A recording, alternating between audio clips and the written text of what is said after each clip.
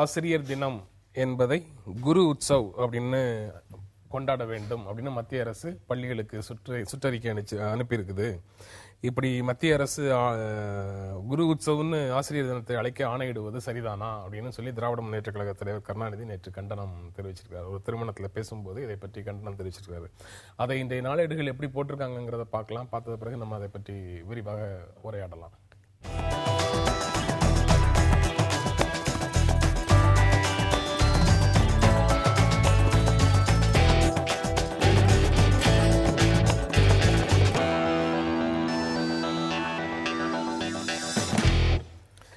அதன் ஆசிரியர் தினம் அப்படிங்கிறதுக்கு பதிலாக குரு உற்சவ் அப்படிங்கிற பெயர்ல அந்த கொண்டாட்டத்தை நடத்தணும் அப்படின்னு சொல்லி மத்திய அரசு சொல்லுது.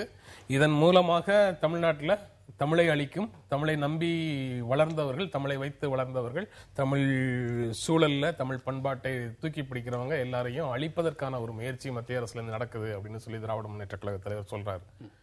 இது புதிதாக இன்று நடப்பதா அப்படிங்கிற கேள்வி அதை படிக்கும் போது எனக்கு எழுது.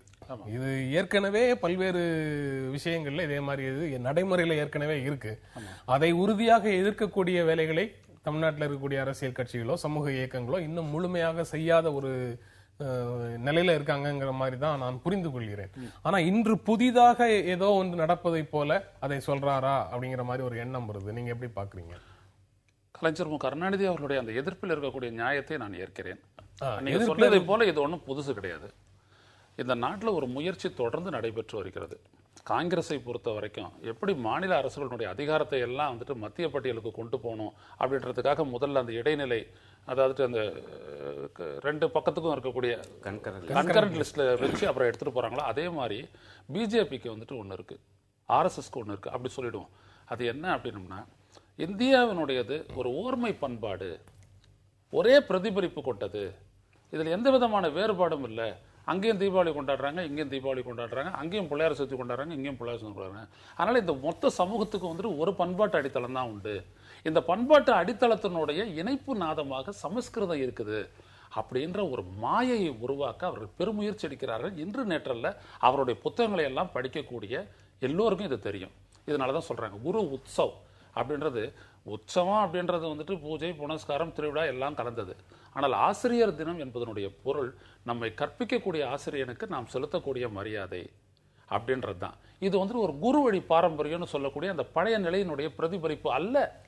நாம இந்த ஆசிரியர்கள் மாணவர்களுக்கிடையே அந்த ஒரு நல்லுறவும், இவர் தான் நம்மளை முன்னெடுக்க நம்மளுக்கு முதல் படியை எடுத்து கொடுக்கிறாருன்ற ஒரு அடிப்படையிலையும் நாம செலுத்தக்கூடிய ஒரு விடயமா ஒரு தேசிய அளவில் நாம் எடுத்துக்கொண்ட ஒரு விடயம் தான் ஆசிரியர் தினம். இது உற்சவ், குரு உற்சவ் அப்படின்னு சொல்றதுல இருந்து என்ன பண்ணுது அப்படின்னம்னா இதர பண்பாடுகள், இதர பார்வைகள் எல்லாத்தையும் அடிச்சுட்டு சமஸ்கிருதமயமாக்கல் என்பதனுடைய அடிநாதத்தை தான் இது வலியுறுத்துகிறது.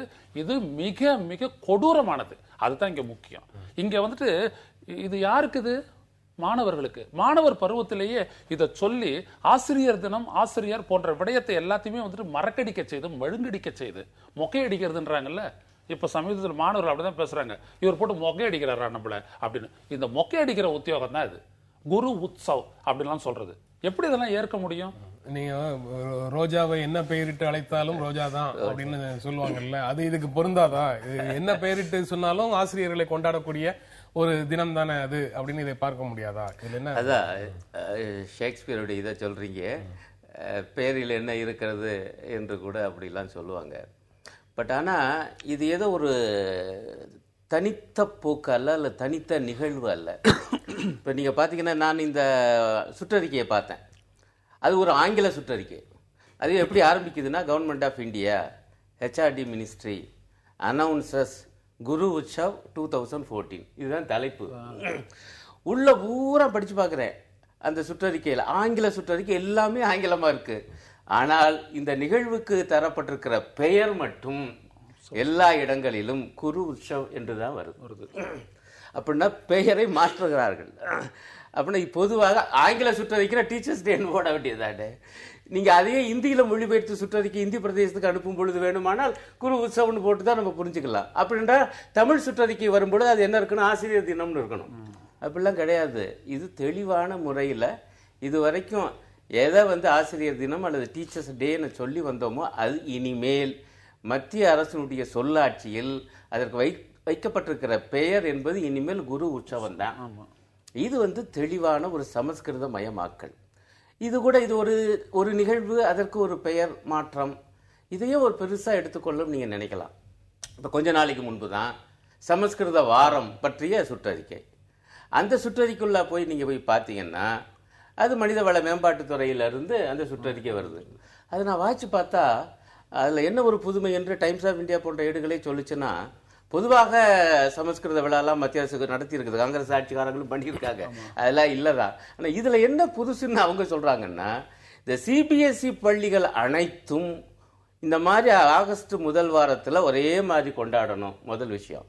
ரெண்டாவது மிக முக்கியமான விஷயம் அதில் என்ன இருக்குன்னா, ஏன் கொண்டாடணும்னு இந்த ஆட்சி ஒரு காரணம் சொல்லியிருக்கு. அந்த காரணம் என்னன்னா, Sanskrit is the mother of all languages, அனைத்து மொழிகளின் தாய் என்கிற காரணத்தினால் சமஸ்கிருத வாரம் கொண்டாடணும்னு போட்டிருக்குது. இது ஒரு முக்கியமான புதுமை, புதுசு அப்படிங்கிறாங்க. ஒரு அரசாங்கமே அரசு சார்பாகவே ஏதோ பெரிய மொழியியல் வல்லுநர்கள் போல, ஆனா ஆல் லாங்குவேஜஸ் போது உலகம் பூரா சொல்ற மாதிரி இருக்குது. இப்போ உலகத்துல பல மொழி குடும்பங்கள், சரி உலக அளவுக்குள்ள போக வேணாம்னு வச்சுக்கோங்க, இந்தியாவிலேயே பல மொழி குடும்பங்கள் உண்டு என்பது மொழியியலாளர்கள் தந்திருக்கிற முடிவு. நண்பரோ நானும் சொல்லுகிறதில்ல, எங்க பேச்ச கேட்க வேணாமுங்க. மொழியியலாளர்கள் என்ன சொல்றாங்க, இங்க பல மொழி குடும்பங்கள் இருக்குது. சமஸ்கிருதம் அது ஒரு மொழி குடும்பம், நம்ம இல்லைன்னு சொல்லல. அதனுடைய மூத்த தன்மையவோ அல்லது வேறு சில நல்ல கூறுகளுக்குள்ளேயே நான் போகல. ஆனால் என்னன்னா, அதுதான் ஒரே மொழி என்றால் தமிழுக்கும் தாய் சமஸ்கிருதமா என்கிற கேள்வியை தமிழன் எழுப்பினால் அது என்ன தவறு? நம்ம பேசலாம், தொடர்ந்து பேசலாம் ஒரு இடைவேளைக்கு பிறகு.